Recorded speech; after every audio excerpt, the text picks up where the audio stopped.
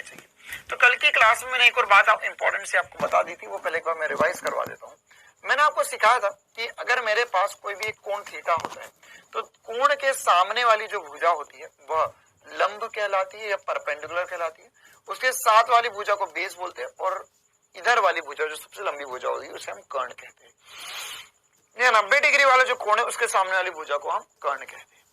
अब क्या होता है, ये पाया गया कि ये त्रिभुज कितना भी छोटा बना लिया जाए, कितना भी बड़ा बना लिया जाए, जैसे कल मैं आपको बता रहा था ये सारी बातें, तो कितना भी छोटा बना लिया जाए, कितना भी बड़ा बना लिया जाए, इसमें जो अनुपात होता है भुजाओं का, जैसे भुजाओं के कौन कौन से अनुपात संभव है, हो सकता है कि मैं ले लूं यहाँ पे P बटे में H, ये पहला अनुपात संभव है। P बटे में H पहला अनुपात संभव है, मतलब लंब बटे कर्ण। दूसरा अनुपात है आधार बटे कर्ण और तीसरा अनुपात है लंब बटे आधार। तो ये जो तीनों अनुपात है, ये अगर मैं यहाँ पर कोण का मान नियत रख रहा हूं, जैसे मैंने मान के चलो कोण का मान रख दिया 30 डिग्री, क्या रख दिया 30 डिग्री, तो 30 डिग्री जो मैं कोण रखूंगा बेटा, तो उसमें मैं कितना भी बड़ा, देख 30 डिग्री का त्रिभुज क्या हो सकता है, 30 डिग्री त्रिभुज इतना सा भी बन सकता है, 30 डिग्री त्रिभुज इतना बड़ा भी बन सकता है सर, 30 डिग्री का त्रिभुज और बड़ा भी बन सकता है। मैं कितना भी बड़ा त्रिभुज बना लूं, इनमें जो भुजाओं का अनुपात होगा, है ना, भुजाओं का जो अनुपात होगा वो भुजाओं का अनुपात सदैव सदैव सदैव समान ही होगा। और यहाँ पर P बटा H, B बटा H और P बटा P लंब, कर्ण और आधार के रूप में तीनों अनुपात लिखे जाते हैं। अब इनके नाम क्या होते हैं, तो यहाँ पर देखो, अच्छा पहली बात तो ये, अगर मैं P बटा H लिख रहा हूं तो ये किस पर निर्भर करेगा, अनुपात निर्भर करेगा कोण पर।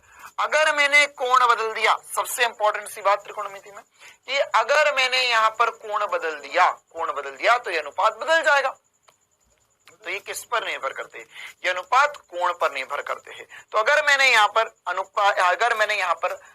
पर कोण बदला तो अनुपात बदल जाएंगे। तो अब यहाँ पर ये जो अनुपात है लंब बटे कर्ण, इसे हिंदी में क्या बोलेंगे हम इसे एक बार लिख के बता देता हूं मैं, इसे हिंदी में बोलेंगे हम लंब बटे कर्ण। तो लंब बटे कर्ण का अनुपात जो होता है, इस अनुपात को ये आधार बटे कर्ण और आधार बटे कर्ण, और ये वाला जो अनुपात है ये लंब बटे आधार। तो इनके मान जो है या इनका नाम जो है वो निश्चित रख दिया गया। हमने बोला कि जब भी P बटा H होगा तो हम उसे लिखेंगे साइन थीटा। क्या लिखेंगे उसे हम, साइन थीटा। P मतलब आधार बटा कर्ण होगा तो इसे हम लिखेंगे कॉस थीटा, और लंब बटे आधार लिखेंगे तो हम इसे बोलेंगे टेन थीटा। तो क्या सभी को फील आया कि साइन कॉस टेन क्यों लिखा जाता है, क्योंकि यहाँ पर लंब बटे ये जो कर्ण होगा बेटा, ये जब तक थीटा का मान निश्चित रहेगा अनुपात हमेशा कांस्टेंट रहेगा। ठीक है, छोटी सी बात। अब अच्छा, इसको याद करने के मुझे पता है आप लोगों के पास बहुत सारे तरीके होंगे, जैसे लंब और कर्ण, आधार और कर्ण और लंब बटे आधार। ठीक है, तो लाल काका करके बहुत सारे, लाल का, या फिर इसके अलावा बहुत सारे तरीकों से इसे याद रखा होगा आपने कक्षा 10वीं में। ठीक है, या कुछ लोग ऐसा याद रख सकते हैं, पी तो पाकिस्तान भूखा प्यासा, हिंदुस्तान हरा भरा, या ऐसे बहुत सारे तरीके होंगे जिस ट्रिक से आपने ये याद रखे होंगे। ठीक है, तो ये ट्रिक, मेन ट्रिक जो हिंदी मीडियम में पढ़ाई जाती है वो क्या हो जाती है, लाल का, ये क्या हो जाएगा साइन एल बटा के कॉस ए बटा के, और ये एल बटा ए। तो ये बिल्कुल बेसिक सी बात है जो हमें याद होना चाहिए। ये 3 त्रिकोणमितीय अनुपात है जो हमें बेसिक में काम आते हैं। लेकिन इसके अलावा हमारे पास और 3 त्रिकोणमितीय अनुपात होते हैं जो हम याद रख सकते हैं। क्या, साइन का उल्टा एक त्रिकोणमितीय अनुपात होता है जिसे बोलते हैं कोसेक। क्या नाम देते हैं, कोसेक। तो कोसेक थीटा जो होता है वो होता है 1 बटा साइन थीटा, या मैं इसे लिख सकता हूं इसका उल्टा h बटा p। क्या लिख सकता हूं, h बटा p। इसी प्रकार से कॉस का उल्टा जो होता है सेक थीटा, और सेक थीटा जो होता है वो 1 बटा कॉस थीटा होता है, और इसे मैं लिख सकता हूं h बटा b। और tan का उल्टा जो होता है वो होता है cot थीटा, या होता है 1/tan थीटा, और इसे मैं क्या लिख सकता हूँ, इसे मैं लिख सकता हूँ b/p। तो ये बिल्कुल बेसिक सी बात है जो हमें पता होना चाहिए। ठीक है, मेन ये तीन है, उनके उल्टे अनुपात भी नाम हमें पता होना चाहिए कि किस कोण किसका उल्टा होता है। ठीक है, इसी प्रकार से हाँ, पंडित बद्री प्रसाद हर हर बोले, ये भी याद रख सकते हो, बिल्कुल है ना, ये भी एक ट्रिक होता है जिससे हम याद रख सकते हैं। अच्छा, अब यहाँ पर ये इसके अलावा हमें और क्या पता होना चाहिए, अब हमें पता होना चाहिए कि यह जो त्रिकोणमितीय अनुपात है, ये जो 6 त्रिकोणमितीय अनुपात है, इनके लिए अलग अलग कोण के लिए मान क्या आते हैं। ठीक है, तो अब ये बताओ कि इस दुनिया में कितने कोण संभव है, कितने कोण बनाए जा सकते हैं, कितने कोण बनाए जा सकते हैं। सर इस दुनिया में अनंत कोण बनाए जा सकते हैं। कैसे? दो रेखाओं के बीच में कितने कोण संभव है, कितने कोण संभव है। तो सर दो रेखाओं के बीच में तो अनंत कोण संभव है। नहीं सर, समझ नहीं आया। देख, अगर मान के चल मैंने बोला ये एक लाइन खींची, ये दूसरी लाइन खींची, तो इसके बीच में कोण क्या हो सकता है? 1 degree, 2 degree, 3 degree, 4 degree, 5 degree, 8 degree, 15 degree, 50 degree, 100 degree, है ना, या 1.1 डिग्री, 1.4 डिग्री, 1.1, या ऐसा हो सकता है 1.4, 7, 9, 8, 3 से इतना डिग्री। तो इसका कोई भी मान संभव है ना, कोई भी मान कोण का संभव है, कोण का कोई भी मान हो सकता है। लेकिन क्या होता है, हम हमारे समझने के लिए या कुछ वैल्यूज याद रखने के लिए, जैसे ये सब मान किससे निकलते हैं, कैलकुलेटर से निकलते हैं। लेकिन कैलकुलेटर से भी, या फिर हम ऐसा देख सकते हैं कि आप 30 डिग्री का कोण बनाओ, 30 डिग्री का त्रिभुज बनाओ और इसमें ये सारे अनुपात निकाल लो। तो इसमें क्या हुआ, इसमें कुछ स्पेसिफिक वैल्यूज थी जो हमें याद रखना होगी, जो आसान होती है याद रखने के लिए। तो वही सारी वैल्यूज जो है वो एक टेबल के रूप में अभी हम लिखने वाले हैं।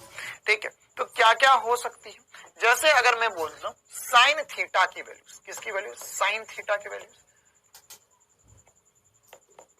मैंने बोला कॉस थीटा की वैल्यूज और टेन थीटा की वैल्यूज। मुझे पता है 99% बच्चों को ये याद है, फिर भी एक बार हम टेबल के रूप में लिखेंगे। तो यहां पर क्या होगा, यहां पर थीटा की वैल्यूज क्या क्या लिख सकता हूं मैं, 0 degree, 30 degree, 30 degree, 60 degree, sorry 45 degree, 60 degree और 90 डिग्री। ये सारी वैल्यूज ऐसी है जो हमें पता होनी चाहिए। अच्छा, आगे बढ़े उससे पहले और छोटी छोटी सी कुछ बातें कर लेते कि देखो साइन थीटा जो है लंब बटे कर्ण है। इस त्रिभुज में सबसे बड़ी भुजा कौन सी होती है, 100% याद है, वेरी गुड बेटा। इस त्रिभुज में सबसे बड़ी भुजा कौन सी होती है? सर त्रिभुज में जो सबसे बड़ी भुजा है वह कर्ण है। अच्छा, क्या कभी ऐसा संभव है कि लंब जो है वह आधार से बड़ा हो जाए? क्या लंब आधार से बड़ा हो सकता है? क्या आधार लंब से बड़ा हो सकता है? क्या दोनों चीजें पॉसिबल है या नहीं? बिल्कुल सर पॉसिबल है, इन दोनों में से कोई भी बड़ा हो सकता है। अगर मान के चलो मैंने ऐसा त्रिभुज बनाया, कैसा त्रिभुज बनाया, मैंने जो त्रिभुज है वो कुछ ऐसा बना दिया, बड़ा कोण ले लिया, तो सर यहाँ पर लंब बड़ा हो गया है, आधार छोटा हो गया। मैंने छोटा कोण ले लिया, सर लंब छोटा हो गया, आधार बड़ा हो गया। ये दोनों संभव है, लेकिन कोई भी स्थिति हो कर्ण सबसे बड़ा होगा हमेशा। कोई भी स्थिति हो कर्ण हमेशा बड़ी होगी सबसे। तो कर्ण सबसे बड़ी होगी तो मैं P/H और मतलब लंब बटे कर्ण और आधार बटे कर्ण का अनुपात निकालूंगा, तो ये अनुपात हमेशा 1 से छोटा आएगा, 1 से छोटा आएगा। मतलब क्या हुआ सर? इसका मतलब ये हुआ कि बेटा देख ये P है ये H है, तो अगर ये संख्या छोटी और नीचे वाली संख्या बड़ी है, मतलब जैसे मैंने लिखा 2/3 तो ये 1 से छोटा है, मैंने लिखा 5/7 ये 1 से छोटा है, मैंने लिखा 1/2 ये 1 से छोटा है। अगर जब भी नीचे वाली संख्या ऊपर वाली संख्या से बड़ी होगी तो यह 1 से छोटा ही बनेगा, है ना। क्या बनेगा? 1 से छोटा ही बनेगा। तो साइन थीटा के जो मान होते हैं वो हमेशा 1 से छोटे होंगे। कॉस थीटा के मान भी हमेशा 1 से छोटे होंगे और टेन थीटा के मान, लंब और आधार तो कुछ भी हो सकता है, तो इसका मान बड़ा भी हो सकता है 1 से छोटा भी हो सकता है। तो आगे बढ़े हम, उससे पहले एक और छोटी सी बात और बहुत इंपॉर्टेंट सी बात लिखेंगे हम कि साइन थीटा, अब देखो ये लिखने का तरीका क्या होता है। साइन थीटा का मान सदैव -1 से 1 के मध्य होता है। अच्छा, अब इसको जो लिखा हुआ है मैंने, ये -1 क्यों लिखा हुआ है? क्योंकि ये नेगेटिव भी हो सकता है। नेगेटिव कब होगा वो भी मैं आपको समझाऊंगा। लेकिन अब ये जो स्टेटमेंट लिखा हुआ है, इस स्टेटमेंट को छोटे रूप में हम ऐसा लिखते हैं गणित की भाषा में। कैसे लिखते हैं? साइन थीटा, देखो ध्यान से। अच्छा, तुम्हें ये समझता है ये वाला चिन्ह क्या है? ये चिन्ह है छोटा और बड़ा, ग्रेटर देन या लेस देन दिखा रहा है ये।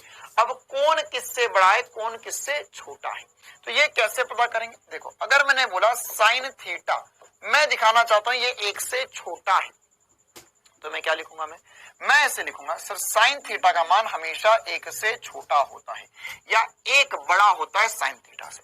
ये जो चिन्ह होता है, ऐसा बनाओ या ऐसा बनाओ, तो इसमें जहां मुंह खुलता है वह बड़ा होता है।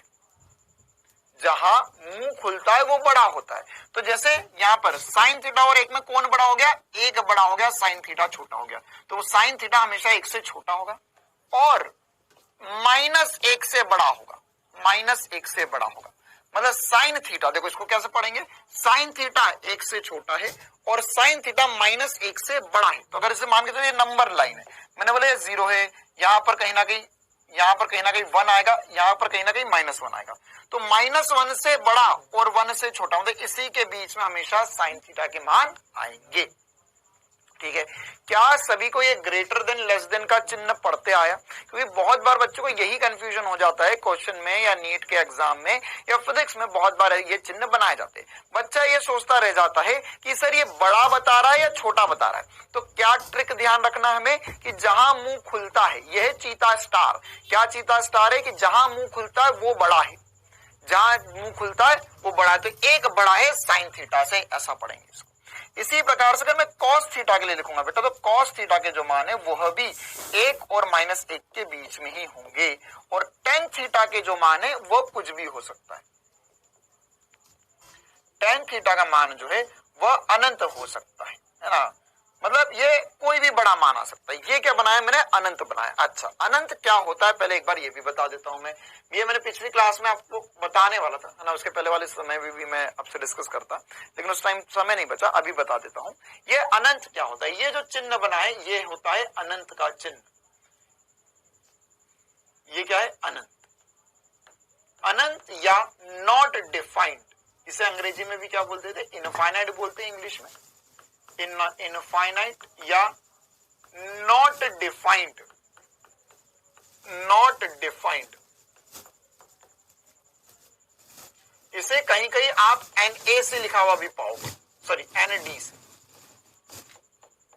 ND है ना, नॉट डिफाइंड। अब इसका मतलब क्या होता है? इसका मतलब ये है कि फिजिक्स में कुछ ऐसे मान जो बहुत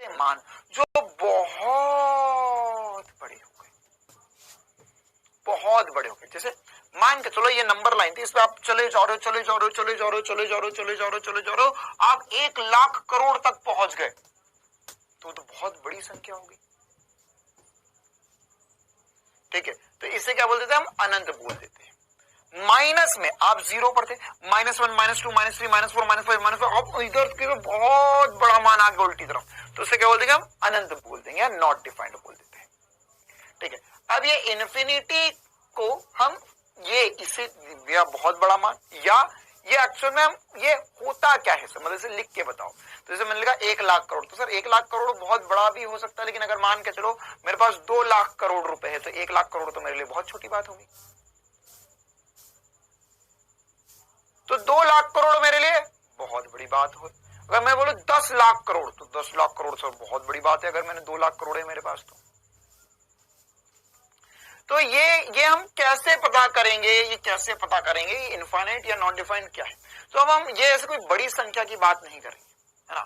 हम फिजिक्स में या मैथ्स के हिसाब से कुछ 2-3 चीजें जिसको नॉट डिफाइंड बोलते थे, या जिसका हम मान कभी नहीं निकाल सकते। जैसे 0/0 ये परिभाषित नहीं है, मतलब ये क्या है ये कभी ये नहीं पता हमें, इसको हम बोलते हैं नॉट डिफाइंड है ये वैल्यू। इसी प्रकार से 1/0 सबसे ज्यादा, 0/0 से भी ज्यादा काम आता है 1/0। तो 1/0 जो होता है वो नॉट डिफाइंड होता है। या या अगर मैं लिख दूं इनफाइनाइट बटा इनफाइनाइट, तो ये भी डिफाइंड नहीं है। ठीक है, तो अब हम जब भी इनफाइनाइट की बात करेंगे तो आपके दिमाग में ऐसा नहीं आना चाहिए बहुत बड़ी संख्या। नॉट डिफाइंड का मतलब ये हो गया 1/0, है ना, 1/0।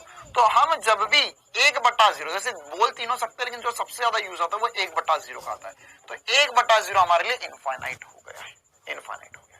ठीक है, अच्छा अगर ये समझ में आया तो क्या कोई मुझे बता सकता है 1/इनफाइनाइट क्या होगा?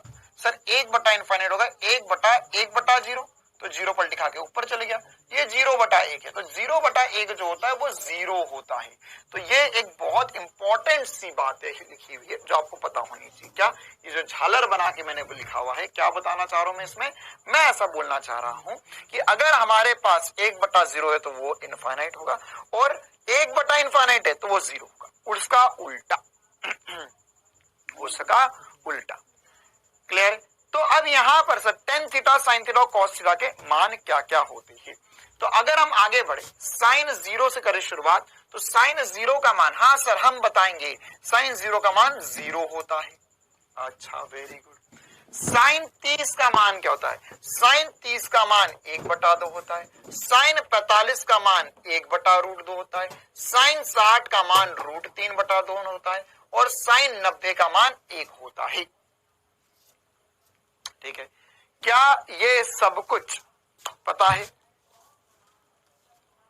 क्या ये मान सबको याद है ना? ये स्कूल में रटाए जाते हैं, अगर याद नहीं है तो इसको रट लो बेटा, ये काम आएंगे आगे पूरे फिजिक्स और केमिस्ट्री वगैरह। अच्छा केमिस्ट्री में इतना लगता नहीं है, फिजिक्स में तो बहुत काम आएंगे। इसी प्रकार से कॉस के मान क्या होते हैं? कॉस में ये एक, जैसे कॉस 90, ये कॉस 0 पता करना, तो साइन 90 का मान कॉस 0 के बराबर होता है, तो ये 1 हो जाएगा। ये वाला मान इधर रख दो, √3/2 हो जाएगा। ये वाला मान इधर का इधर 1/√2 आ जाएगा। ये मान इधर आ जाएगा तो 1/2 हो जाएगा, और ये मान इधर आ जाएगा तो ये 0 हो जाएगा। ठीक है, अब इसमें सबसे इंपॉर्टेंट सी बात जो है वो हमें नोट करने वाली बात क्या है कि साइन 0 और कॉस 90 के मान बराबर है, साइन 30 कॉस 60 के मान बराबर है, कॉस 45 साइन 45 के मान बराबर है, कॉस 30 और साइन 60 के मान बराबर है। मतलब कि ये कौन कौन से कोण हैं जिनके मान बराबर है? ऐसे कोण जिनमें कोण का योग 90 डिग्री हो, उनके लिए मान बराबर आता है। देख ध्यान समझ, एक बहुत मजेदार सी बात बता रहा हूं। क्या? ऐसे दो कोण जिनका योग 90 डिग्री आता हो, उनके लिए साइन और कॉस के मान बराबर होते हैं। जैसे 30 और 60 का योग करेगा 90 आ जाएगा। हाँ सर, इन दोनों के लिए मान बराबर है। 60 और 30 इन दोनों का योग करेगा तो कितना आ जाएगा सर? फिर से 90 आ जाएगा। इन दोनों के लिए मान बराबर है। 0 और 90 सर का योग करेंगे 90 आएगा। 90 और 0 योग करेंगे 90 आएगा। तो या 45 और 45 योग करेंगे तो ये 90 डिग्री आएगा। मतलब इनके लिए मान क्या होते हैं? बराबर होते हैं हमेशा। और इन कोण को क्या बोलते हैं हम? इन कोण को हम पूरक कोण कहते हैं। ठीक है ना? क्या बोलते हैं हम इन्हें? पूरक कोण कहलाते हैं। तो आप चाहो तो यहाँ पे एक इंपॉर्टेंट सी लाइन लिख सकते हो कि पूरक कोण के लिए साइन और कॉस के मान बराबर होते हैं, है ना? तो एक बहुत इंपॉर्टेंट सी, देखो ये छोटी छोटी सी बातें हमें पता होना चाहिए। क्या? पूरक कोण के लिए 0 से 90 डिग्री में पूरक कोण क्या होते हैं? कोण जिनका योग 90 डिग्री, जिनका योग 90 डिग्री है। तो जिनका योग 90 डिग्री है वो पूरक कोण कहलाते हैं। और इन पूरक कोण का, ये जो पूरक कोण है 0 से 90 के लिए, इनमें साइन और कॉस का मान बराबर होता है। इनके लिए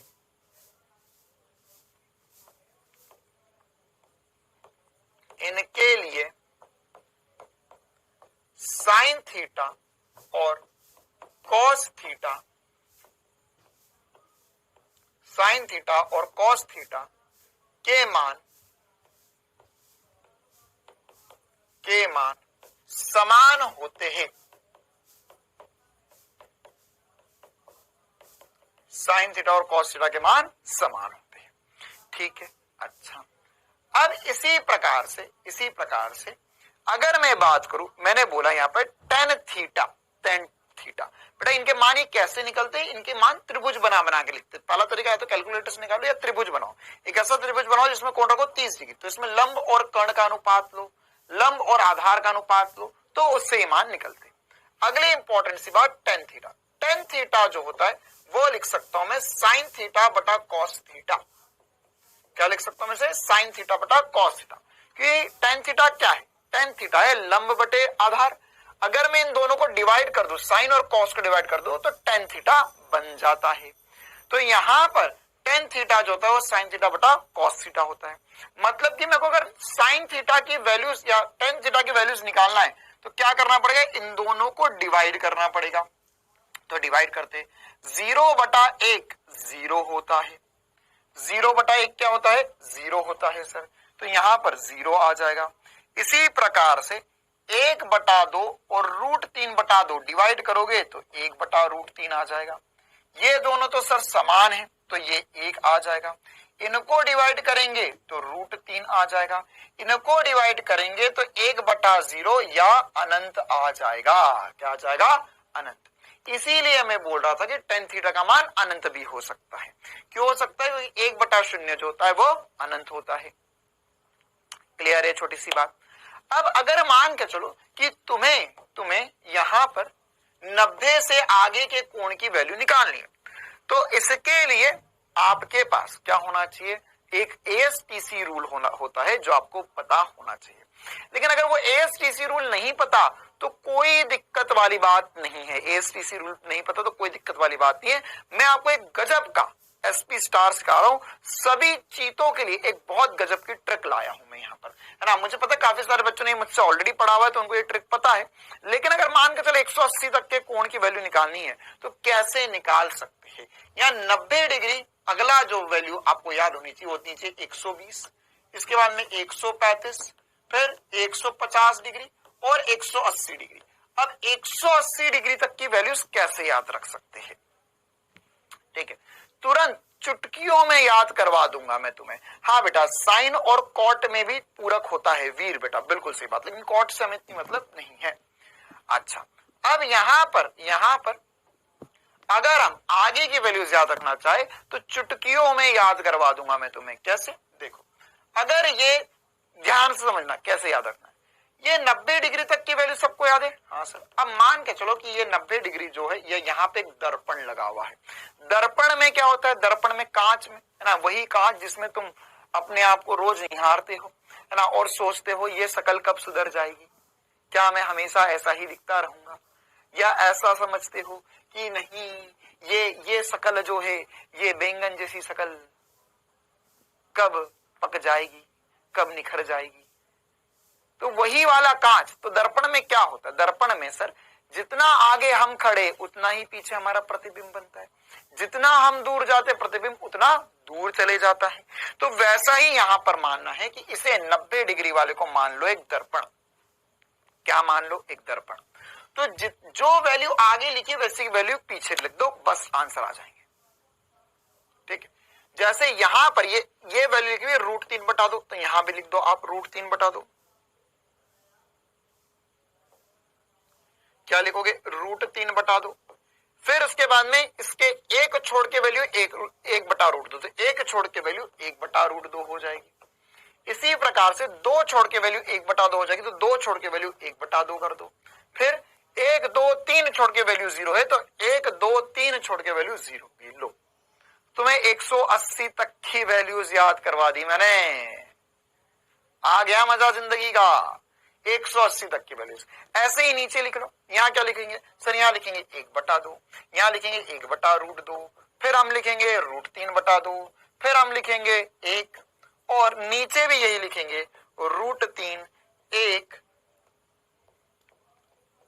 1 बटा √3 और अनंत। अरे कहां लगे हो चक्कर में, 180 तक की याद करवा दी। अभी तुम बोलो तो और 360 तक की लिखवा दो, लेकिन उसके लिए एक और नियम जो है वो मैं पढ़ा दूंगा जिससे तुम कोई भी कोण की वैल्यू निकाल सकते हो। क्लियर है मामला। हाँ, अब इसमें एक छोटा सा ट्विस्ट है। क्या ट्विस्ट है सर, देखो ये जो साइन की सारी वैल्यूज है ये तो पॉजिटिव है, लेकिन कॉस और tan थीटा में जो है उसमें नेगेटिव लगाना पड़ेगा, यहां पर ये नेगेटिव लगाना पड़ेगा। क्यों? क्योंकि इसका एक नियम होता है जो अभी हम पढ़ने जा रहे हैं। तो यह वैल्यूज जो होंगी वो नेगेटिव हो जाएंगी। ठीक, बाकी सब एज इट इज हमें याद रखना है। 180 तक की वैल्यूज याद होगी हमें। ठीक है, अच्छा सर, अब ये 180 तक की वैल्यूज याद रख ली हमने, बहुत बढ़िया। इसके अलावा भी और कोई वैल्यू याद रखनी है क्या? हाँ, वो भी मैं बताता हूं। उसके पहले है ना, देखो, अच्छा, इसके अलावा कोई सी वैल्यू, इसके अलावा कोई वैल्यू याद रखने की आपको जरूरत नहीं है। अगर इनके इस क्वेश्चन में जरूरत पड़ती है तो एग्जाम में लिख कर आएगा। जैसे एक मूर्ख हमारे बीच में बोल रहा है 130 का मान, तो बेटा 130 जो होगा, है ना, 130 जो होगा वह 130 के लिए, अच्छा हाँ, यहाँ पर जीरो आएगा। एक मिनट, यहाँ पर जीरो कर दो पहले तो। हाँ, 130 का वैल्यू याद रखने की जरूरत नहीं है ना। यहाँ पर 135 की वैल्यू याद है। 130 अगर हमें क्वेश्चन में आएगा तो वो लिखकर वैल्यू लिख देगा हम, बाकी हमें 130 की वैल्यू निकालने की जरूरत नहीं है। अच्छा सर, अब इसके अलावा और क्या याद रखना है? इसके अलावा कुछ छोटी छोटी सी बातें जो आप इस टेबल से देख सकते हैं। देखो, अगर मैं 0 से 90 डिग्री में देखूं तो ये 0 था, 1/2 था, 1/√3, √3/2 और ये 1, तो ये 0 से 1 हो गया इसका मान। तो मैं क्या ऐसा स्टेटमेंट लिखूं? आपको बताना है सत्य या असत्य। कल होमवर्क में मैंने ये सवाल दिया था, देखते कितने बच्चों ने किया था। यदि कोण का मान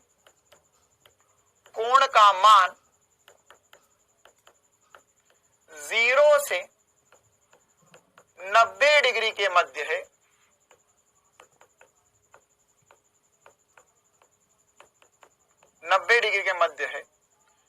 तब थीटा का मान बढ़ाने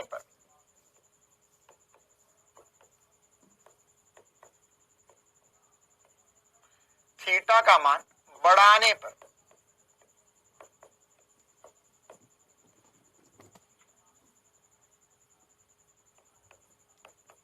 देखो, अब ये जो बढ़ाने पर लिखा ना, इसे बार बार हम पूरा नहीं लिखेंगे, हम बस ऐसा लिख लेंगे, थीटा के आगे कैसा एरो लगा देंगे। तो ये क्या चिन्हित कर रहा है कि थीटा का मान बढ़ रहा है।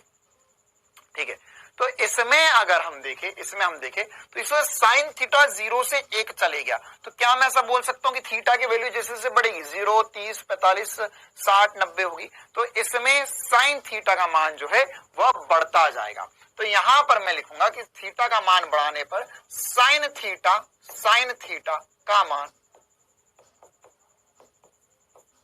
बढ़ता है।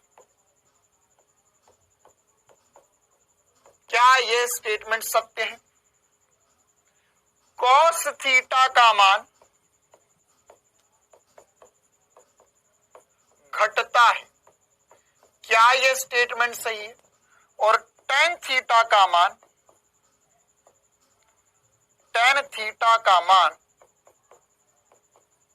बढ़ता है, क्या यह स्टेटमेंट सही है? तीनों में से कौन सा सही, कौन सा गलत है ना? तो एक बार चेक करते। सर, साइन थीटा की वैल्यू तो बढ़ते जा रही है, कॉस थीटा की वैल्यू 1 से 0 हुई है तो घटी है, टेन थीटा की वैल्यू 0 से अनंत हुई है तो ये तो बढ़ रही है। तो सर तीनों ही स्टेटमेंट सही है। तीनों ही स्टेटमेंट क्या है? सही है ना? पहला, दूसरा, तीसरा, तीनों ही स्टेटमेंट सही लिखे हुए हैं यहाँ पर। क्लियर है मामला? तीनों सही है क्योंकि यहाँ पर टेन थीटा की वैल्यू भी बढ़ती जा रही है। अच्छा, तो इसमें कुछ प्रैक्टिस के लिए मैंने क्वेश्चंस डाले हुए थे, कल के होमवर्क में भी डाले थे और आज के होमवर्क में भी डाले हैं। कैसे प्रैक्टिस के क्वेश्चंस? ऐसे क्वेश्चंस जिसमें हमारे पास कुछ साइन थीटा की वैल्यू, कॉस थीटा की वैल्यूज पूछी हुई है या इनको कैलकुलेशन करने हैं, वो बेसिक से क्वेश्चन है, वो फिजिक्स में हमें ज्यादा काम नहीं आएंगे, लेकिन वो मैंने आपके केवल प्रैक्टिस के लिए डाले हुए ताकि आपका कैलकुलेशन स्ट्रांग हो जाए। तो वो वाले सारे क्वेश्चंस एक बार सभी को करने हैं। इसके अलावा और भी कुछ इक्वेशंस होती है जो हमें याद होनी चाहिए, है ना? त्रिकोणमितीय समीकाएं जो होती है वो कुछ याद होनी चाहिए। जैसे sine square theta plus cos square theta का मान जो होता है वह 1 होता है हमेशा। मतलब अगर मैंने किसी भी कोण के लिए साइन का मान लिया और कॉस का मान लिया, उसका वर्ग करके जोड़ा तो 1 आएगा। जैसे इन दोनों का वर्ग करके जोड़ूंगा तो 1 आएगा 30 डिग्री पे, इनका वर्ग करके जोड़ूंगा 1 आएगा, इन दोनों का वर्ग करके जोड़ूंगा 1 आएगा, इनका वर्ग करके जोड़ूंगा 1 आएगा, या किसी को भी वर्ग करके जोड़ूंगा साइन में मान को तो वो 1 आता है। इसी प्रकार से 1 प्लस, है ना, अगर मैं tan थीटा की बात करूंगा तो यहां पर हो जाएगा 1 प्लस tan थीटा या 1 प्लस tan स्क्वायर थीटा जो होता है बेटा, ये हो जाता है 1, ये हो जाएगा sec स्क्वायर थीटा के बराबर। और इसी प्रकार से मैं यहां पे लिख सकता हूं 1 प्लस कॉट स्क्वायर थीटा बराबर होता है कोसेक स्क्वायर थीटा के, है ना। ये जो नीचे वाली दो इनका में ज्यादा यूज नहीं आता, सबसे ज्यादा यूज पहली वाली का ही आएगा हमेशा हमेशा हमेशा पूरे फिजिक्स में, है ना। Sine square theta plus cos square theta जो होगा वो 1 के बराबर होगा।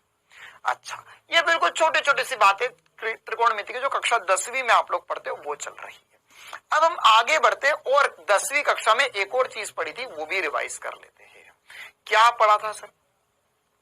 क्या पढ़ा था कि अगर हमारे पास, है ना, अगर हमारे पास ये तो सारी चीजें है ही है, लेकिन अगर हम मान के चलो हमें कल को कोई भी एक क्वेश्चन में बोला कि भैया साइन थीटा की इतनी वैल्यू है तो बताइए कॉस थीटा और टेन थीटा की वैल्यूज क्या क्या आएंगी।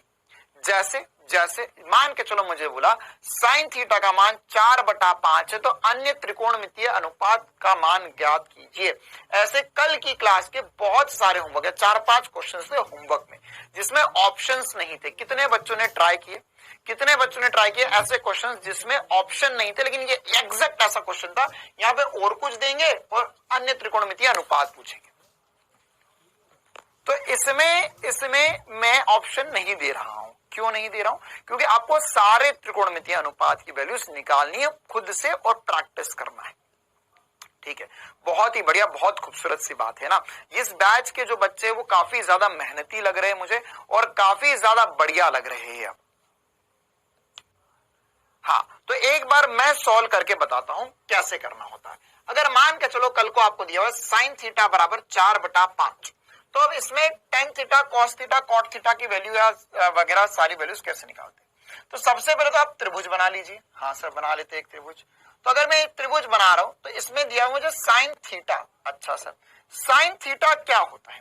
सर साइन थीटा जो होता है, साइन थीटा जो होता है वो होता है लंब बटे कर्ण। मतलब यहां पर ये मुझे दिया 4/5, तो इसके अनुसार लंब की वैल्यू कितनी है? इसके अनुसार लंब की वैल्यू कितनी है? इसके अनुसार लंब की वैल्यू 4 है, कर्ण की वैल्यू 5। क्या छोटी सी बात सभी को चमकती है? क्या ये छोटी सी बात सभी को चमकती है? यहां सर लंब 4 है, कर्ण 5 है। अच्छा, कृष्णा शर्मा, वेरी गुड बेटा, वेरी गुड। अब आधार कितना है? आधार कैसे निकालेंगे? तो हम क्या बोलेंगे? पाइथागोरस बाबा की जय हो।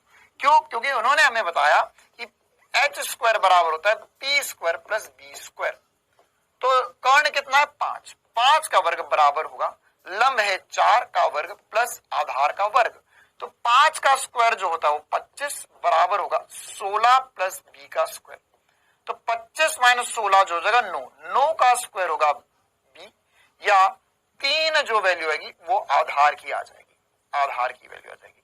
यह आधार की वैल्यू आ चुकी है 3। कितनी आ चुकी है? 3।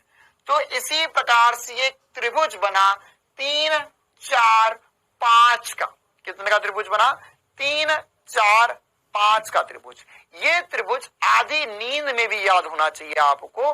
इस जब तक फिजिक्स पढ़ोगे इस धरती पर, फिजिक्स तो छोड़ो, इस धरती पर जब तक हो या आदि अनादि काल तक, तुम्हारे अगले 7 जन्मों तक तुम्हें याद होना चाहिए। मतलब जब अगला जन्म लो तुम इस संसार में, तो जन्म लेते ही तुम बोलो 3, 4, 5 का त्रिभुज, जय हो जय हो जय हो। और इसमें जो एंगल के मान में बता रहा हूं वो भी तुम्हें याद होना चाहिए, है ना। आदि अनादि काल तक तुम्हें याद होना चाहिए। इस मोह माया के मायावी जाल या बंधन से जब तक तुम छूट जाओगे उसके बाद भी तुम्हें याद होना चाहिए। ठीक है, क्या कि यहां पर एक त्रिभुज बनता है 3 4 5 का। क्यों बोल रहा हूं मैं? क्योंकि अब ये जो वैल्यूज है इनके जो कोण के मान में बताऊंगा आपको, ये कोण के मान जो है वो यहां जो लिखे हुए इससे भी ज्यादा यूज आएंगे, इससे भी ज्यादा यूज आएंगे। तो यहां पर अब हमें सारी वैल्यूज पता चल चुकी है सर। तो आप क्या बताना चाह रहे हो? मैं ये बताना चाह रहा हूं कि एक्चुअल में ये जो लंब बटे आधार लिखा हुआ है ये 4 है, ये 5, ये 3 है, तो ये कोण का जो मान आएगा मैं कहां से लाया? मैंने कैलकुलेटर से निकाला, ठीक है। और जो कोण का मान जो आएगा वो आएगा यहाँ पे 4/5, ये 4 है तो यहाँ पे आएगा 53 डिग्री, ये 90 डिग्री हो गया, और ये आएगा 37 डिग्री। वैसे एग्जैक्ट 53 एग्जैक्ट 37 नहीं होता, लेकिन ये ऐसा कुछ होता है कि 53 दशमलव कुछ होता है, 36 दशमलव कुछ होता है, तो इसको हम एग्जैक्ट ना यहाँ पर 53 और 36 डिग्री याद रखेंगे। 53 और 37 डिग्री, 53 और 37 डिग्रीज, ये हमें मान हमेशा याद होने चाहिए। तो यहां पर क्या वैल्यूज बन गई? क्या वैल्यूज बनेगी? अगर मैं तुमसे पूछूं कि थीटा क्या है तो तुम बोल सकते हो सर थीटा जो है 53 डिग्री। अभी एक बार पहले मैं सवाल कंप्लीट करता हूं, फिर ये सारी वैल्यूज मैं आपको एक बार फिर से लिख पाऊंगा। अगर मैं तुमसे पूछूं कि यहाँ पे कॉस थीटा का मान क्या आएगा, तो कॉस थीटा होता है सर आधार बटे कर्ण। तो आधार कितना है? आधार कितना है सर? आधार जो है इसमें है 3, तो 3/5 जो हो जाएगा वो होगा कॉस थीटा। अगर मैं तुमसे पूछूं टेन थीटा, तो टेन थीटा क्या होगा? आधार बटे लंब होगा, ये हो जाएगा 4/3 हो जाएगा। क्या इसके अलावा बचे हुए जो 3 त्रिकोणमितीय अनुपात है उनके मान भी सभी बता सकते हैं? जैसे अगर मैंने तुमसे पूछा होता सेक थीटा क्या होता है, तो सर सेक थीटा होगा 5/3, उल्टा होगा कॉस का, और कॉट थीटा जो होगा वो 3/4 होगा। या कोसेक थीटा अगर मैंने मुझे पूछा होता तो साइन का उल्टा होता 5/4 होता। पहले तो इसको गोली मार दे, से 37 डिग्री और 53 डिग्री को भूल जा। पहले तो बस इतना बता दे इसमें सभी को ये बात चमकती है या नहीं चमकती। एक बार जोरों से कमेंट्स में आग लगा दो कि अगर मैं तुझे साइन थीटा दे दूं तो तुम मुझे कॉस थीटा, टेन थीटा वगैरह निकाल कर बता सकते हो, हाँ या ना। फिर हम वापस आते हैं और इस चीज को समझते हैं। क्लियर है मामला? लगा दी कमेंट्स में आग जोरों से। क्लियर है कहानी? अच्छा, अब इसमें यहां पर ये क्या चक्कर है इसे मैं फिर से समझा रहा हूं और बढ़िया तरीके से याद रखने का ट्रिक भी बता रहा हूं यहां पर, ठीक है।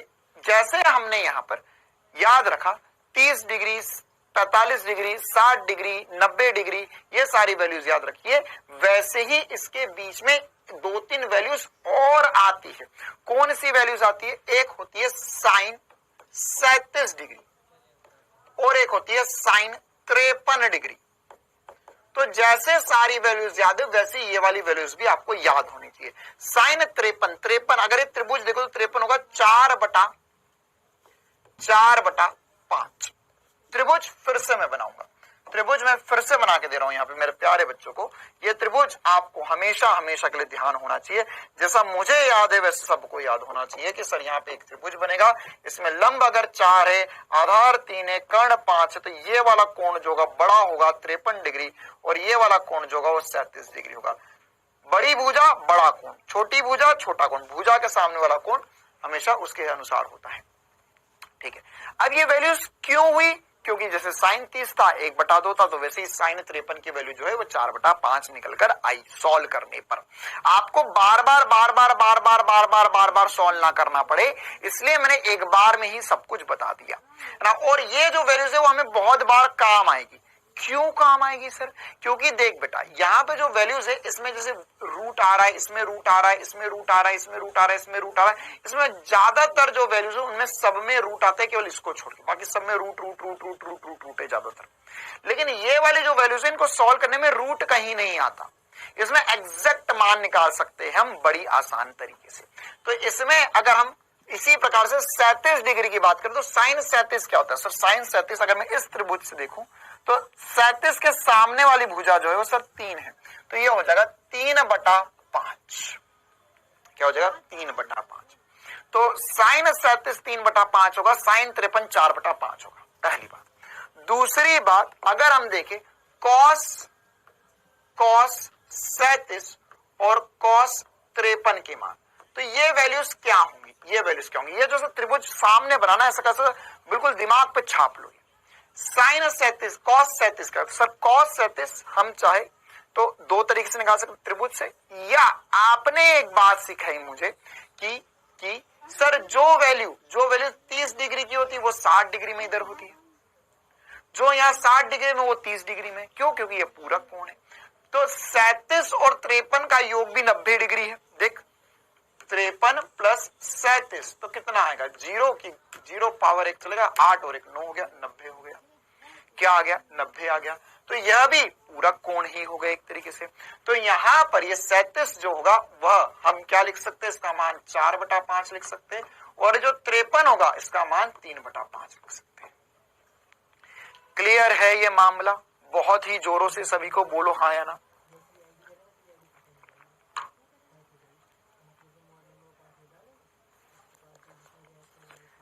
क्लियर है कहानी? आ गया समझ में? अब इसी प्रकार से अगर मैं आपसे पूछूं कि इसमें tan 37 का मान क्या होगा, तो सर tan 37 का मान हम लिखेंगे, और tan 53 का मान क्या होगा, तो क्या होगा सर 53 डिग्री में लंब है 4, आधार है 3, ओके। 37 में क्या होगा, लंब है 3 और आधार है 4। ये जो वैल्यूज आपके सामने लिखी हुई है सबसे ज्यादा, उस टेबल में से भी सबसे ज्यादा वैल्यूज जो है वो यही काम आएगी आपको जिंदगी भर। ठीक है, याद रखने का बिल्कुल आसान सा तरीका बता रहा हूं। देख 3 4 5 का त्रिभुज है, देखो याद रखना कैसे रखना है, क्या ट्रिक है। आपको मैंने बताया कि साइन का हम थीटा का मान बढ़ाते जाते हैं तो साइन थीटा की वैल्यू बढ़ते जाती है, बोल हाँ या ना। तो इसका मतलब ये हुआ कि ये 3/5 है 4। अच्छा पहले तो ये बता यार, 3/5 और 4/5 में से कौन बड़ा कौन छोटा, इन दोनों में से बड़ा कौन है, 3/5 और 4/5 में से बड़ा कौन है। कोसेक याद नहीं रखना है, बस साइन कॉस tan याद रखना है। तो ये 53 बढ़ाओ, तो देख मैंने क्या सिखाया तुम्हें, हाँ सर इस थीटा का मान बढ़ाने पर साइन थीटा का मान बढ़ता है। ठीक है, मतलब कि छोटा थीटा तो मान छोटा, बड़ा थीटा तो मान बड़ा। ठीक है, तो अब इसमें से याद रखने का क्या चीता स्टार है, क्या चीते की सोच है, ध्यान से समझना।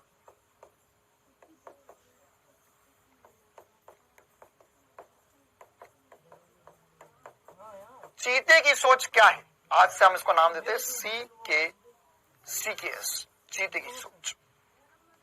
हाँ भाई CSK होता तो हमने इसके CKS कर दिया। ओके, देखो तो क्या है सर, वैल्यू बढ़ाओगे तो इधर की भी वैल्यू बढ़नी चाहिए, बस सीधी सीधी बात है। तो 53 में वैल्यू बड़ी आनी चाहिए, 37 में वैल्यू छोटी आनी चाहिए। तो अगर कभी भी देखो ये अभी आगे चल के कंफ्यूजन होगा कि 53 डिग्री में मान 4/5 रखूं या 3/5 रखूं, तो उसके लिए क्या ट्रिक है कि यहाँ पर जब वैल्यू बढ़ाएंगे या थीटा का मान बढ़ाएंगे तो इधर की वैल्यू भी बढ़नी चाहिए। क्या ये छोटी सी चीते की सोच सभी को समझ में आती है कि सर जब ये मैंने बढ़ाया, ये मैंने 37 से 53 कर दिया तो इधर की वैल्यू बढ़नी चाहिए, 37 से 53 कर दिया इधर की वैल्यू घटनी चाहिए, क्योंकि कॉस में उल्टा होता है। tan में भी वैसे होता है, 3/4 और 4/3 में से 3/4 बड़ा है, 3/4 और 4/3 में से कौन बड़ा है, 4/3 बड़ा है, 3/4 छोटा है। तो यहां पर ये छोटे के लिए छोटा मान, बड़े के लिए बड़ा मान आना चाहिए। ठीक है, अब याद रहेगा जिंदगी भर। चलिए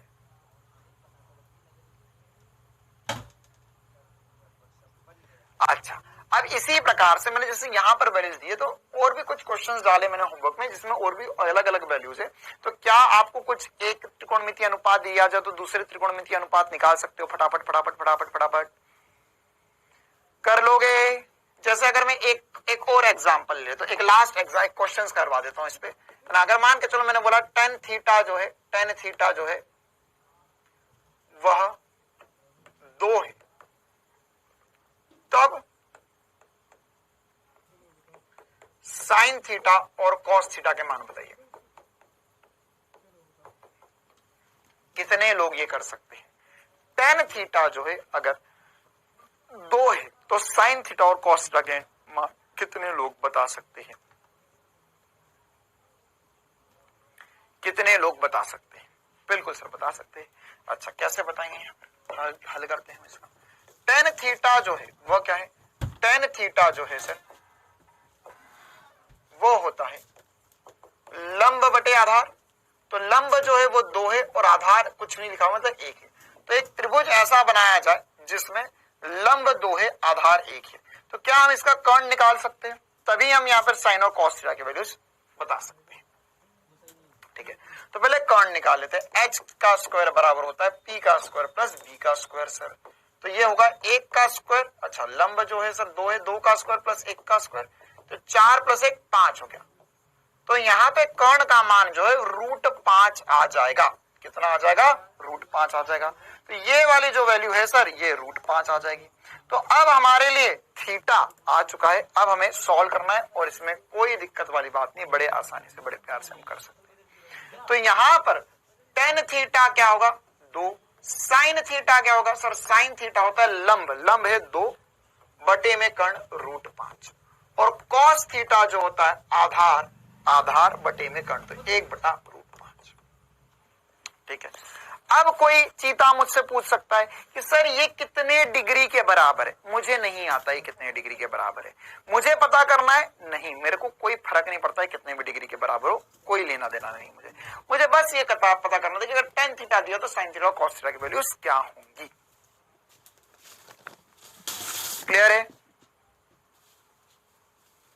आई बात समझ में? मामला चमकता है सभी को? ओके, तो अब हम आगे बढ़ते हैं और इसमें हम, अगर मेरे पास 90 डिग्री 180 डिग्री के अलावा कोई कोण हो तो उसका मान कैसे निकालते ये समझना है।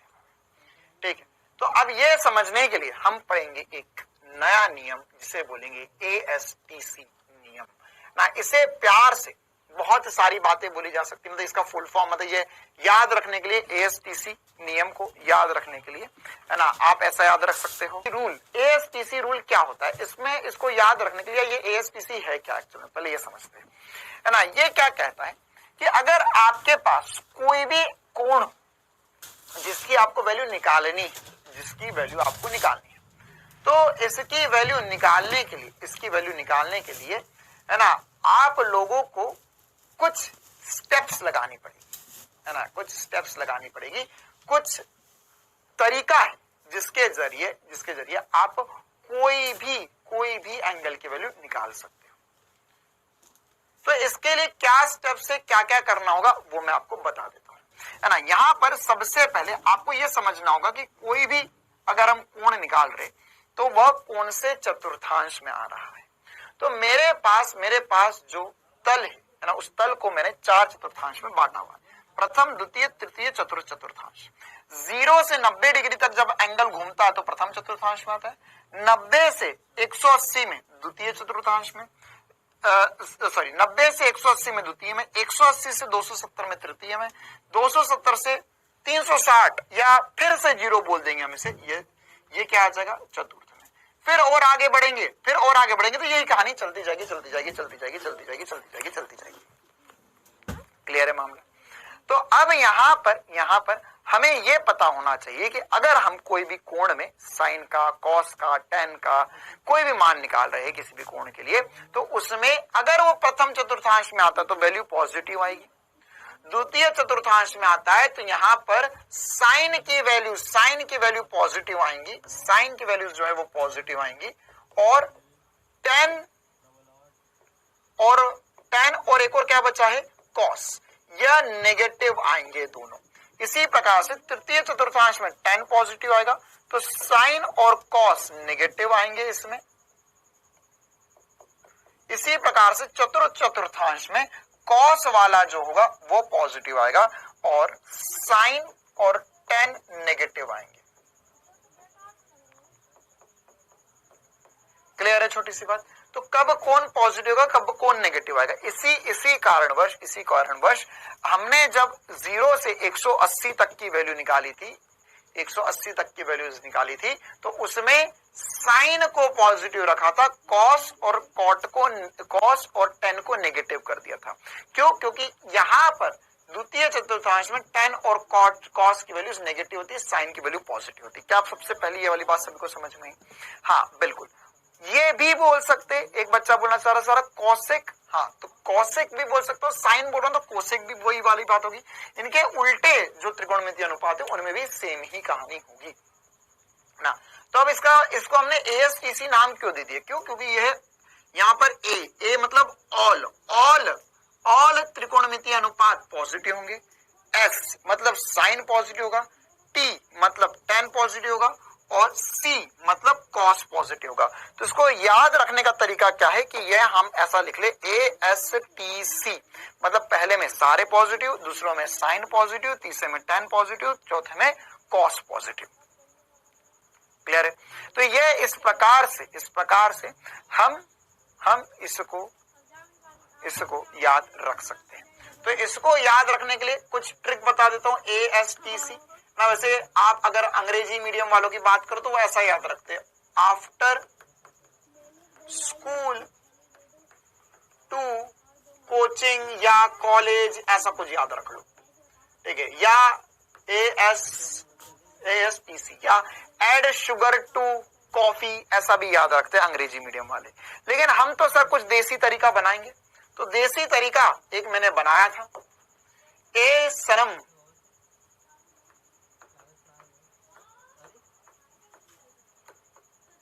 तेरी कसम, ASTC क्या बना था? ए सनम तेरी कसम। लेकिन अभी थोड़े दिनों से जब मैं पढ़ा रहा हूं तो बच्चों को पसंद नहीं आया, बोले सर ये ASTC में ए सनम तेरी कसम में कसम तो सर के से होता, तो सी से कैसे हो गया, है ना। तो उन्होंने इसको बदल दिया, अब इसको कुछ भयावह रूप बना दिए, कुछ तो ऐसे बना दिए जो मैं क्लास में बोल भी नहीं सकता हूं।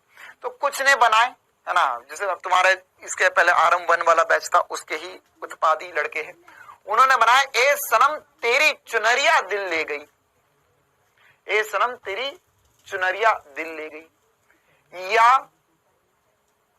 एक ने बनाया ए सनम तू चूना लगा गई, ठीक है। फिर एक ने तो ऐसा बना दिया था ए सनम तू आगे, फिर अपने अपने हिसाब से जोड़ते गए, है ना। तो हाँ, ए सनम तू कंफ्यूज कर गई। तो इस प्रकार से चीजें बना सकते हो, आपको जो जो लगे, है ना। बाकी मेरे को तो वो वाला बढ़िया लगा था, ए सनम तेरी चुनरिया दिल ले गई। या है ना, एक ने तो ये सब बोलते हैं ए सनम तू चूना लगा गई। तो इस प्रकार की चीजें कुछ कुछ बच्चों ने बनाई थी। तो ऐसे कुछ चीजें आप भी याद रख सकते हो, है ना। ए सनम तू चूना लगा गई, ए सनम तेरी चुनरिया दिल ले गई, है ना। अब अपना अपना एक्सपीरियंस है भाई, वो अब मैं ऐसा थोड़ा ना बोल सकता हूँ कि किसके जिंदगी में क्या हो रहा है। सबकी अपनी अपनी जिंदगी है, तो अपनी अपनी जिंदगी के हिसाब से देख लो ए सनम सनम के आगे क्या क्या हुआ है तुम्हारे साथ, है ना। तो हाँ देखो, वीर ने एक और बढ़िया बनाया, उसने बोला ऐसी सोच तो चीते की है ना। उसने क्या बना दिया, उसने बोला ऐसी सोच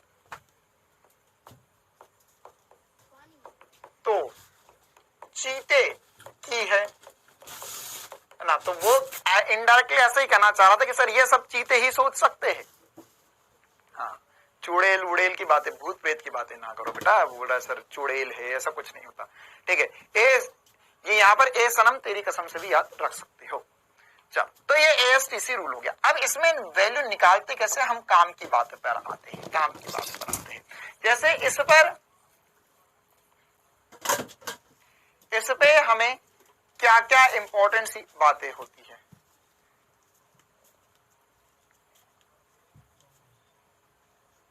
अच्छा, अजी साइंस टीचर चाहिए, बिल्कुल अजी साइंस टीचर चाहिए, ये भी ट्रिक बना लो। हाँ, अब आपकी अपनी अपनी बात,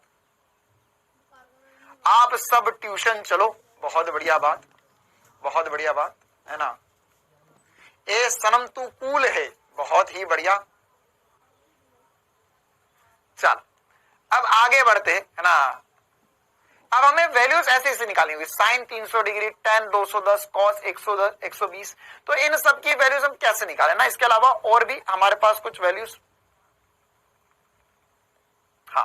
जैसे 210, 120, 135, 150, ये सारी कुछ तो हमें पता है ऑलरेडी टेबल से, लेकिन अगर हमको टेबल नहीं आता तो हम कैसे वैल्यूज निकालते हैं वो समझते हैं। तो इसके लिए कुछ स्टेप्स लिखवा रहा हूं, है ना। देखो, सबसे पहले स्टेप नंबर 1, वैल्यू कैसे निकाले।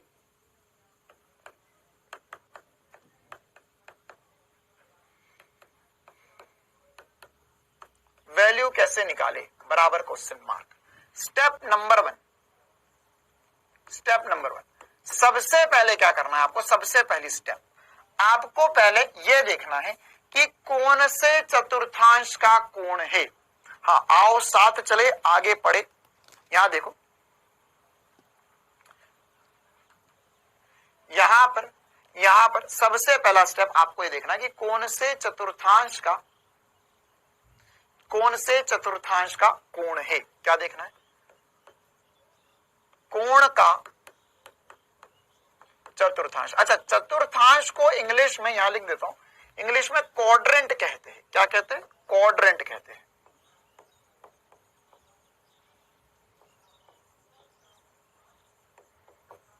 क्या कहते हैं, क्वाड्रेंट। ठीक है, तो अगर मैं कभी क्वाड्रेंट बोल दूं तो समझ जाना क्या बोल रहा हूं, चतुर्थांश बोल रहा हूं। तो यहां पर कौन से चतुर्थांश का कोण है।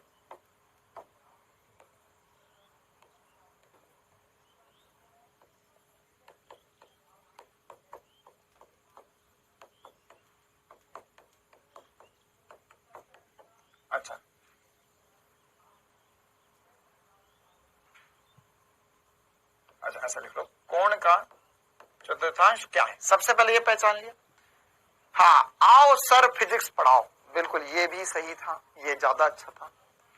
अब यहां पर देखो, तो यहां पर क्या होगा, इसमें सबसे पहले चतुर्थांश पहचानो। अगला स्टेप ये देखना है कि वो पॉजिटिव आएगा या नेगेटिव आएगा, क्या आएगा, है ना। तो पहले कोण पहचान लिया, है ना। अब उस चतुर्थांश में साइन कॉस टेन या त्रिकोणमितीय अनुपात sine theta cos theta tan theta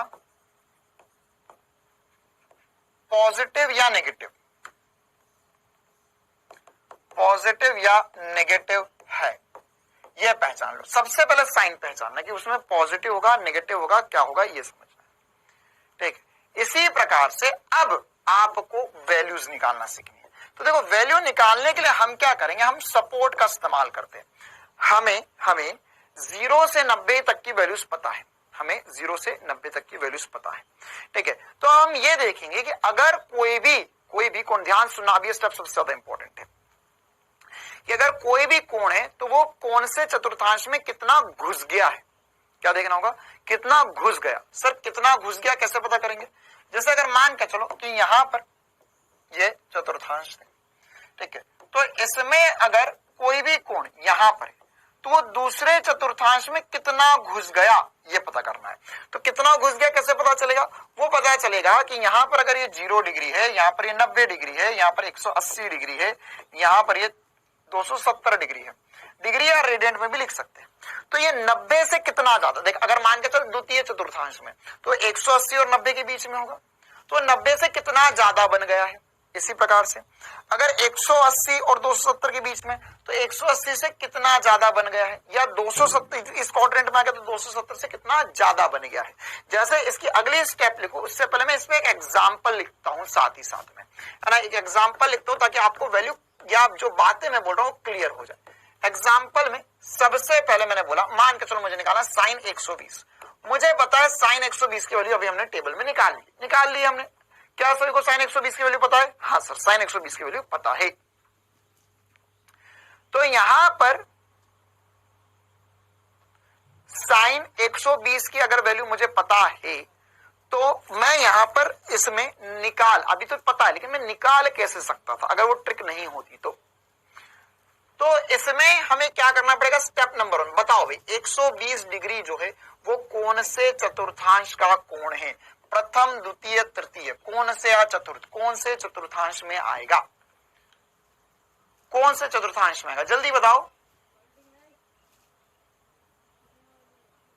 हाँ क्लास के बाद ज्वाइन कर लेना बेटा, कोई बात नहीं, द्वितीय में आएगा। बहुत ही बढ़िया, बहुत ही बढ़िया, द्वितीय चतुर्थांश में आएगा।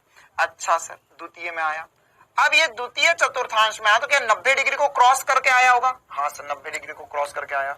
अब ये द्वितीय चतुर्थांश में कितना ज्यादा है, कितना ज्यादा है? सबसे पहले तो ये बताओ कि साइन, अच्छा सबसे पहले तो पहचान है द्वितीय चतुर्थांश में। अब आंसर जो आएगा वो पॉजिटिव आएगा या नेगेटिव आएगा? सबसे पहले तो ये बता दो, आंसर जो आएगा पॉजिटिव आएगा नेगेटिव आएगा? सर आंसर तो पॉजिटिव आएगा।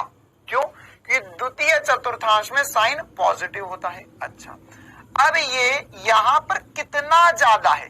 सर ये 90 डिग्री प्लस 30 डिग्री है, 30 डिग्री ज्यादा है। कितना ज्यादा है? 30 डिग्री ज्यादा है। अब क्या होता है, जब भी आप 90 डिग्री प्लस लिखते हो या 90 डिग्री माइनस लिखते हो या 270 डिग्री प्लस या 270 डिग्री माइनस लिखते हो, इतना सभी को चमका, यहां तक सभी पहुंच गए, यहां तक सभी लिख सकते हो? हाँ सर। अब क्या होता है, स्टेप नंबर 3 हो गया ये हमारा कि सर हमने लिख दिया 90 प्लस 30 हो गया।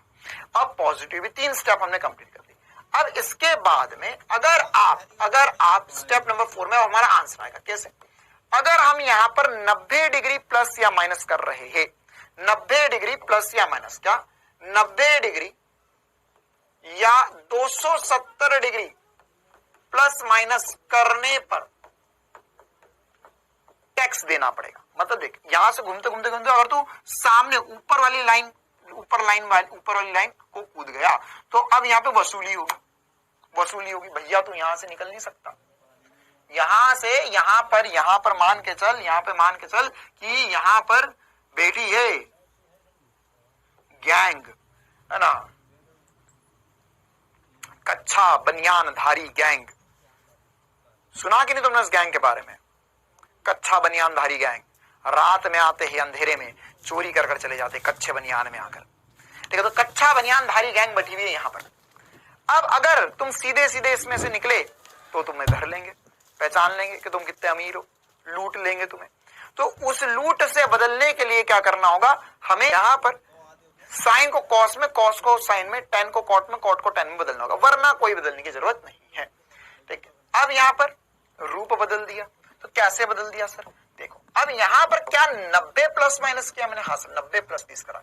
तो अब इसका जो मान आएगा वो आएगा प्लस, साइन को बदल दो कॉस में, और ये कच्छाधारी बनियान गैंग से हम निकल गए और हम पहुंच गए 30 डिग्री पे, क्योंकि हमको बचाना है भैया, बच गए 30 डिग्री। हाँ, 30 गरीब है, 0 से 90 वाले सब गरीब है, 0 से 90 वाले सब गरीब है। अमीरों को लूटना है, गरीबों में बांटना है। तो यहां पर ये अमीर को लूट लिया हमने। अब ये cos 30, अब cos 30 की वैल्यू आती है सर हमें, हाँ प्लस √3 बटा दो, ये मेरा आंसर हो गया। क्लियर है? क्या सभी को स्टेप्स समझ में आ गई? ये आएगी cos, क्या 90 डिग्री को कूद कर जाना है? हाँ सर। तो क्या वहां पर कच्छाधारी गैंग बैठा हुआ है? हाँ सर।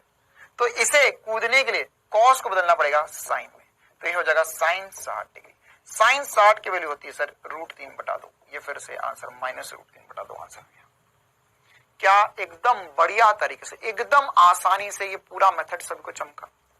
क्या सभी को ये पूरा मेथड बहुत ही जोरों से चमका?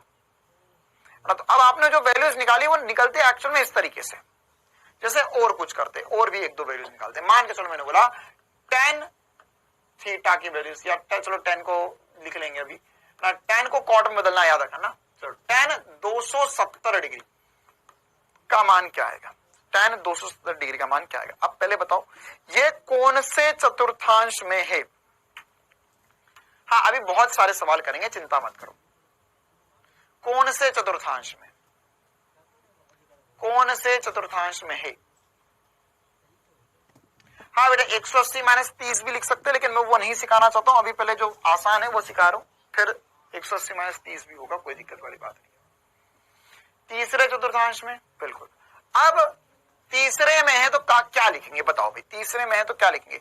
180 प्लस लिखना पड़ेगा। हाँ सर, 180 प्लस लिखना पड़ेगा। तो जगह tan 180 प्लस कितना कर दूं मैं? 30 डिग्री कर दूं? क्या ये मैंने सही लिखा है? बिल्कुल सर, 180 प्लस 30 लिखा।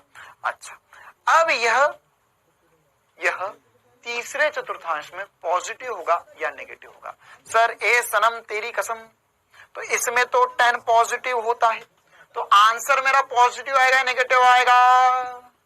आंसर पॉजिटिव आएगा नेगेटिव आएगा? सर आंसर तो मेरा पॉजिटिव आना चाहिए। आंसर तो मेरा पॉजिटिव आना चाहिए। अब यहां पर 10 को कॉट में बदलूं या ना बदलूं? क्या कच्छाधारी बनियान गैंग मेरे पीछे है कोई मेरे पीछे? क्या कोई मेरे पीछे है? अरे बोलो सर। नहीं, आपके पीछे कोई नहीं है, तो यहां पर इसे बदलने की जरूरत नहीं है, बस मामला खत्म। 10-30 डिग्री आंसर आ गया है ना। यहां पर खुद का पैसा खुद के पास ही रह गया और 10-30 का मान 1/√3 हो गया, ये आंसर आ गया। क्या ये अब चमका सभी को? क्या अब ये चमका सभी को? चल एक और करते। मान के चलो मैंने यहां पर लिखा होता कॉस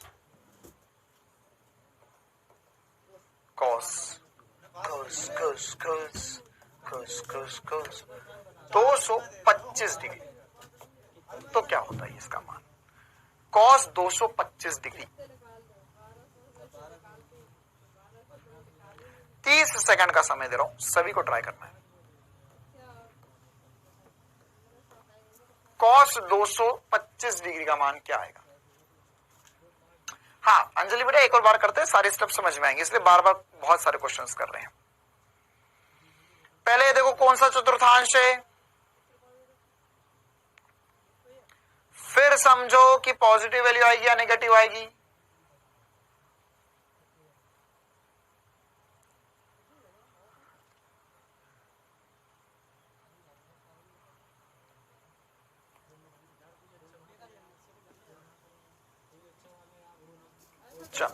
समय समाप्त।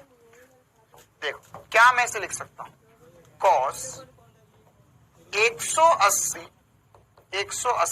प्लस 45 डिग्री, हाँ या ना? इतना आया या नहीं आया? कॉस 180 प्लस 45 डिग्री लिखा जा सकता है या नहीं लिखा जा सकता? कौन सा चतुर्थांश है? तृतीय चतुर्थांश है। सर तृतीय चतुर्थांश में कॉस की वैल्यू नेगेटिव होती है, नेगेटिव होती है। ए सनम तेरी कसम, 10 पॉजिटिव मतलब कॉस तो नेगेटिव हो गया सर, तो यहां पर वैल्यू आएगी माइनस कॉस 45 डिग्री। क्यों? 180 नहीं सर, ये तो हमारा ही भाई बंधु है, 180 कूदने पर कुछ नहीं होता, तो यहां पर हो जाएगा माइनस कॉस 45। कॉस 45 1/√2 होता है, आंसर आ गया। जोरों से लगा दो कमेंट्स में आग, कितनों को ये आ गया समझ में? कितनों को यह समझ में आ गया? जोरों से लगा दो कमेंट्स में आग। क्लियर है मामला? आ गया समझ में? चलो बहुत ही बढ़िया, बहुत ही बढ़िया, बहुत ही बढ़िया। अच्छा इस सब को जो मैं पढ़ा रहा हूं उनको ऐसा भी लिख सकते हैं। ये बहुत भयावह सा सर क्या दिख रहा है, ये कोई भयावह सी चीज नहीं है, ये आसान सी बात है। देख साइन 90 प्लस थीटा को कॉस थीटा लिखते, कॉस 90 प्लस थीटा को माइनस साइन थीटा लिखते हैं ना, जैसे हम यहाँ पे जो कर रहे हैं उसी को लिखा गया है टेबल के रूप में। आप चाहो तो इस टेबल को पढ़ो, नहीं चाहो तो कोई दिक्कत वाली बात नहीं है। मैंने जिस तरीके से समझा आपको वो समझ में आना चाहिए, वो ज्यादा इंपॉर्टेंट है ना। जैसे यहाँ कमेंट्स में आ क्लियर है मामला? आ गया समझ में? चलो बहुत ही बढ़िया, बहुत ही बढ़िया, बहुत ही बढ़िया। अच्छा इस सब को जो मैं पढ़ा रहा हूं उनको ऐसा भी लिख सकते हैं। ये बहुत भयावह सा सर क्या दिख रहा है, ये कोई भयावह सी चीज नहीं है, ये आसान सी बात है। हम यहाँ पे जो कर रहे हैं उसी को लिखा गया है टेबल के रूप में। आप चाहो तो इस टेबल को पढ़ो, नहीं चाहो तो कोई दिक्कत वाली बात नहीं है। मैंने जिस तरीके से समझा आपको वो समझ में आना चाहिए, वो ज्यादा इंपॉर्टेंट है ना। जैसे यहाँ पर लिखा हुआ है साइन 90 प्लस 30, इसे कॉस 30 लिखा था, तो ये वही लिखा हुआ है sine 90 plus theta cos theta के बराबर होता है।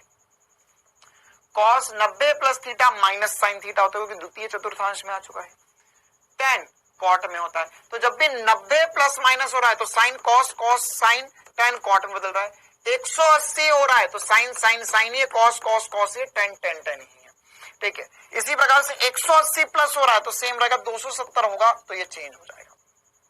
अब इसमें एक और इंपॉर्टेंट सी जगह पर आते हैं कि सर अगर मान के चलो एक बच्चा बहुत देर से परेशान हो रहा है, अच्छा क्या ये वाले सवाल कर पाओगे? क्वेश्चन नंबर 1 को हटाकर क्या ये तीनों कर पाओगे? क्या फर्स्ट को छोड़कर सेकंड थर्ड फोर्थ हो जाएगा? क्या सेकंड थर्ड फोर्थ हो जाएगा? बोलो भाई, क्या सेकंड थर्ड फोर्थ हो जाएगा? हो जाएगा।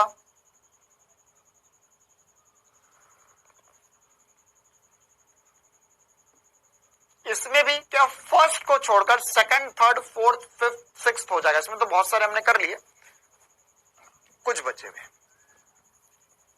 ठीक है, चलो वो माइनस वाला क्या है उसका भी चक्कर समझ लेते हैं जाने से पहले। और दूसरी बात कि सर अगर मेरे पास ऐसी वैल्यू पूछ ली, जैसे अभी आप करवा रहे हो 180 प्लस माइनस 270 प्लस माइनस, तो एक बच्चा पूछना चाह रहा है कि अगर मेरे को सवाल में बोल दिया tan 270 की वैल्यू ही पूछ ली तो क्या आएगी, tan 270 की वैल्यू पूछ ली तो क्या आएगी। तो सर ये tan 270 कौन से चतुर्थांश में, सर ये तीसरे चतुर्थांश में लेंगे। कहां लेंगे, तीसरे चतुर्थांश। 90 से ज्यादा होगा तो दूसरे में पहुंचेगा, 90 से कम या 90 होगा तो प्रथम चतुर्थांश में आएगा। ठीक है, तो क्या मैं से ऐसा लिख सकता हूं, tan 270 प्लस 0। हाँ सर 270 प्लस 0 कर दो कोई फर्क नहीं पड़ता, प्लस 0 कर दो कोई फर्क नहीं पड़ता। अच्छा सर, अरे 270, हाँ या 180 प्लस 90 भी लिख सकते। कुछ बच्चे बोल रहे 180 प्लस 90, हाँ 180 प्लस 90 भी लिख दे, कोई दिक्कत वाली बात नहीं है, दोनों से निकलेगा सेम आंसर आएगा।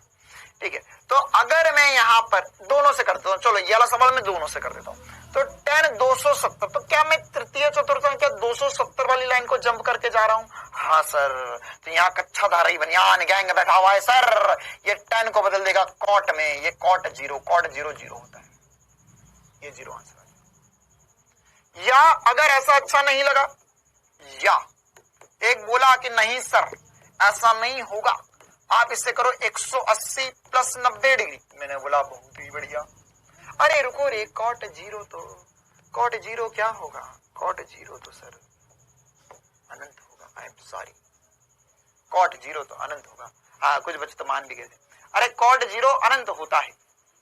हाँ अब इसे tan 180, हाँ सर अब tan जो है वो tan में ही रहेगा, तो ये वैल्यू जो है tan 90 के बराबर, tan 90 जो होगा वो अनंत होगा। आ गया आंसर।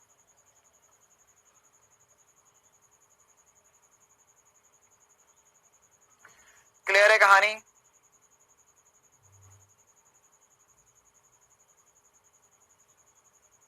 कहां पर बैठा है बेटा ये गैंग जो सीधी दीवार पर बैठा है। कौन सी दीवार, 90 डिग्री और 270, ये लिखा हुआ ना 90 के। इसमें ये माइनस वाला मैं कल बता दूंगा, माइनस वाला जो, अच्छा माइनस वाला बस बता देता हूँ, चतुर्थांश होता है ना। माइनस वाले के लिए एक बात बता देता हूँ, ये रहा इंपॉर्टेंट सा कॉलम माइनस वाले के, जिनको भी माइनस वालों की वैल्यू निकाली उनके लिए ये रहा, बाकी कल मैं से एक्सप्लेन कर दूंगा।